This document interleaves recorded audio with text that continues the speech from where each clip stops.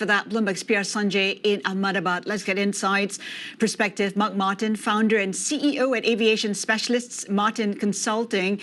Mark, good to have you with us. I'm just wondering what your initial thoughts are, because we know there's been, no fire, and that, the initial videos show that the jet landing gear was not retracted. I mean, how are you assessing at this point in time?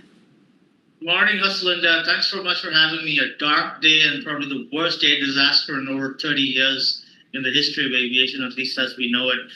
From what we know of the incident is that he got airborne. He was at about 500 feet, and from what it looks like, again, without going into any speculation, is that he lost both engines while he needed that maximum continuous thrust, or MCT, to climb out and hit his climb cruise speed.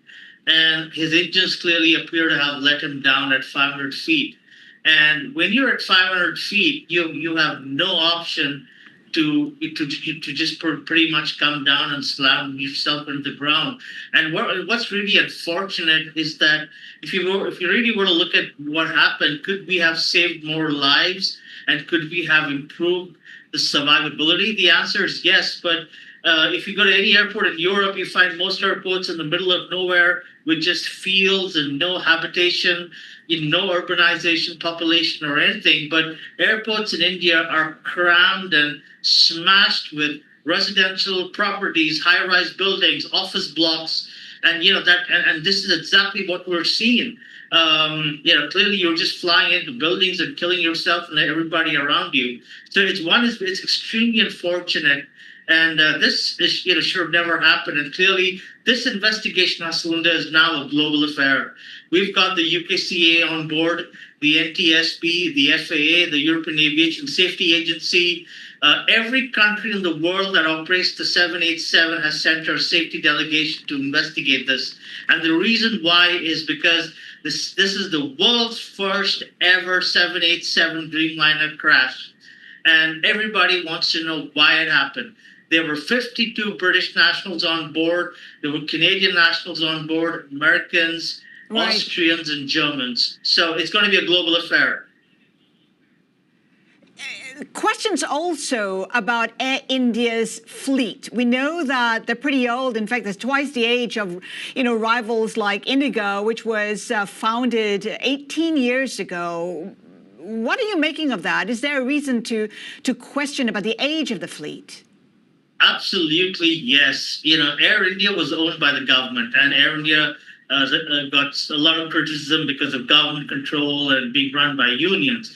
Well, guess what? In 2021, Air India was sold to a private company, the Tatas, and Tatas took on Singapore Airlines with a 24% equity holding. So Air India is, the entire management control of Air India is run and driven by Singapore Airlines. It's been 4 years since this happened, Haslinda, and there should have been major changes in the structure of the airline. Branding really wasn't important. You didn't have to, branding was not the problem of Air India. The problem was broken aircraft, broken seats, engines which never worked, engines that had vibration, labs that were just not working at all, bad maintenance practices. This should have been the priority of Singapore Airlines and Tata, but what they did is they just rebranded it and started inducting Airbus A350s, hoping like hell that the remaining fleet starts to phase out with the induction of new, and that's never going to happen. We all know the airline business that when you take over a new company or an airline, you need to fix the skeletons in the cupboard. You need to get there, uproot all the evils and the madness, recreate it, restructure it, realign the whole organization, and then induct our aircraft, and then possibly do a rebranding. So it's been completely reversal. And like I said, this investigation is right, going to hold those accountable. Everybody, whether it's the crew, the maintenance, whatever that happened. I mean, it's a global investigation now, so we can't dodge this one or brush it under the carpet. You talk about maintenance, of course. This is an industry that's been saddled with supply chain disruptions. Also, when it comes to Boeing, this is yet another problem for its new CEO.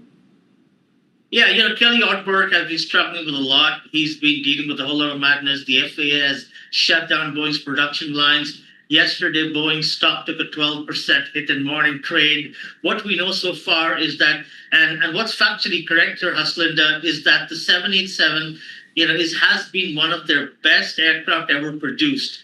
The 787 compares itself with the Airbus A350. It's a next generation aircraft. It's fiber optic. It's fully digital. It's got a server on board. It's one of the best. And I don't think fundamentally the aircraft failed in this, unless the investigation proves me wrong. But what I would like to see is that investigation is absolutely unbiased, neutral, and with the intent of truly improving safety. Because 787 from its Carolina plant has had production line issues. Yes, we know that it has manufacturing quality, but Right. the aircraft, the aircraft stuck together. It did well. It performed well. It's flown a lot. It's a reliable aircraft. It's one of the best out there. So I don't think the aircraft has fundamentally failed or there's been a catastrophic failure with the aircraft. But there's something more that meets the eye. It's got to be with engine power or clearly there was no thrust to help the aircraft continue climb. Mark, thank you so much for that. Mark Martin, founder and CEO at Martin Consulting. Now, we have